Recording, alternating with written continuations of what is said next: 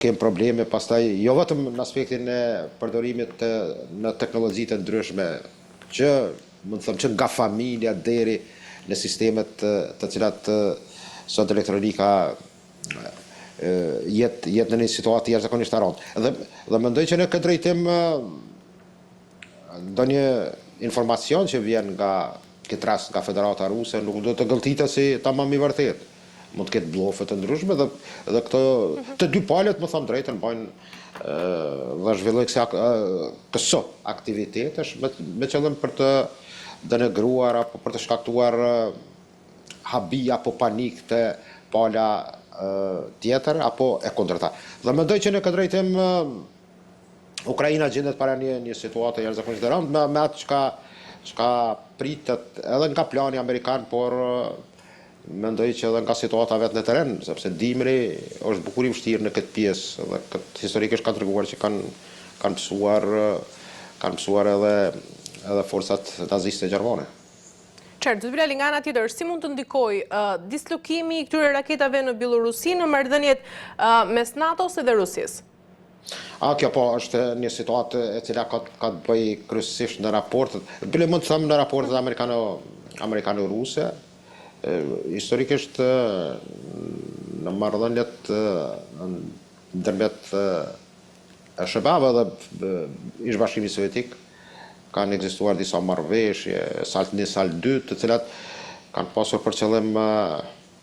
do thotë reduktimin asaj që njihet si armë interkontinentale. Dhe pastaj me rrezet të shkurta veprimi bile ka qenë marrëveshja e cila është anuluar nga Putinin pas agresionit në Ukrainë pas 24 shkurtit 2022, kur ka anuluar marrëveshje të tilla që kanë të bëjnë me përdorimin e armëve me rreze të mesme, të cilat realisht nuk kuptojnë që mund të arrijnë cakun në gjithë Evropën. Dhe kjo është ai rreziku që mund të kanos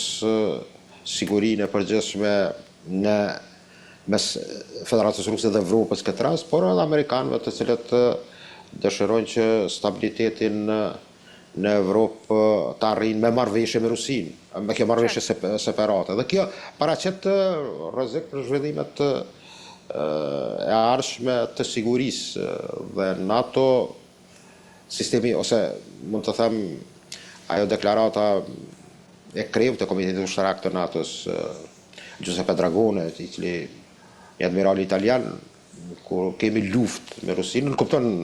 ndoshta për shkaktuar paniken, po e ka fjalën për luftën hibride, që ka filluar bukur mati.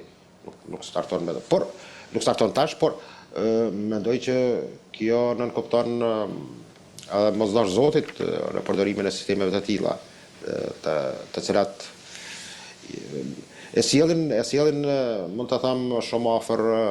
edhe atë kataklizmen që nuk e dëshiron askush, por NATO dhe Rusia de facto sot gjenden në një ballafaqe mund të them të drejtë për drejtë. Bili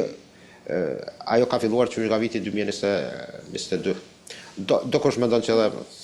pak më herët, por efektivisht, operativisht ka filluar në vitin 2022.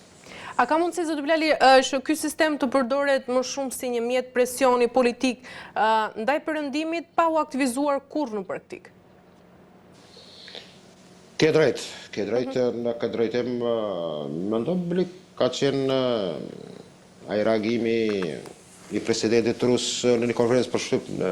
ku ka deklaruar që po që se kanë sistem të mbrojtjes kundër orëshnikut, mund ta testojmë dhe ta bëjmë një test. Kjo ka qenë ndoshta ajo faza parë që ka treguar tamam atë jo blofin, mund të them realitetin. Mirë po ka qenë një kërcënim që ombrella mbrojtëse e Evropës apo vendeve perëndimore në Unionin Evropian ka qenë, kjo tregon edhe disa aktivitete që janë bërë me goditje me dron, që nga Polonia deri në deltën e Danubit në Moldavi, Rumani. Por kjo mendoj që do jetë pak a shumë një lloj test, dhe kjo ka shtyrë që edhe gjermanët të furnizohen pastaj në raportet e tyre me Izraelin si miq të rinj, me një dashuri të re mes tyre, të marrin arrovin. Dhe ky sistemi mbrojtjes kundër ajrore, kjo ka efektin zënxhir pastaj që vendet të cilat dëshirojnë ta forcojnë kupolën e tyre të mbrojtjes, me që a është e mundshme që pastaj të kemi se ndonjëherë nga rritja e tensioneve krijohen edhe stabilitete, ta quajnë thojza, për arsye se është nevojë kundërpërgjigje dhe kundërpërgjigje balancat, botën e majnë balancat dhe ekuilibrat kur kemi dy fuqi. Dhe në një farë mënyre është një farë, mund të them, raporti i cili e baraspashon tër atë mundësinë që të kemë një lloj hegemonie nga njëra apo pala tjetër. Dhe kjo më duket që tregon që edhe në këtë sistem të tillë i cili projektohet në Bielorusi, do jetë për momentin, mendoj, jo vetëm aspekt psikologjik për vendet ose pjesën perëndimore të Unionit Evropian, por do jetë ndoshta edhe momentumi i cili po që se kemi gradim të situatës, për shkallëzim të situatës, mund të jetë nevojshme që pastaj ma letë distancat të shkurtohet. Mos të harrojmë, Ukraina ka rëndësi për atë që zgjerimin natës dhe hyrja kapaciteteve të tyre në Ukrainë, për shembull, po që se një goditje ndaj Moskës do të ishte dikon 7 minuta me hyrjen e sistemit të natës për brenda, ose ta marrum në pjesën lindore të Ukrainës, atëherë do të shkurtohej goditja për Moskën 3-4 minuta.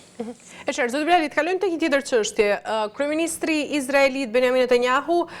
ka ndërmarrë disa përpjekje diskrete për të bllokuar këtu shitjen e avionëve luftarak F-35 nga Shtetet e Bashkuara drejt Turqisë dhe Arabisë Saudite, duke shmangur kështu sipas tij edhe çdo përplasje publike me presidentin amerikan Donald Trump. Dhe pyetja është se sa serioze është i gjithë ky shqetësimi i Izraelit për shitjen e F-35 ndaj Turqisë dhe Arabisë Saudite dhe si mund të ndikojë në një ekuilibër ushtarak në lindjen e mesme? Ndikon shumë dhe ne tani të gjithë e dim, nuk është ndoshta ndonjë zbulim që mund të krenohet njëri, por dim gjithë se destabilitetin kush e prish në lindje të afërt dhe në përgjithësi në lindje të mesme. Kjo tani është mas e qartë, por balansat po ndryshojnë në lindjet të mesme, mund të them, në përgjithësi. Deklaratat e tilla të cilat, mund të them, Arec ka një publikim jashtëzakonisht të mirë se çka mundet dhe çka nuk mundet Izraeli. Mendoj që sa i përket programit F-35 që është dakordim amerikano-turk, me që marrja sistemit S-400-shit Triumph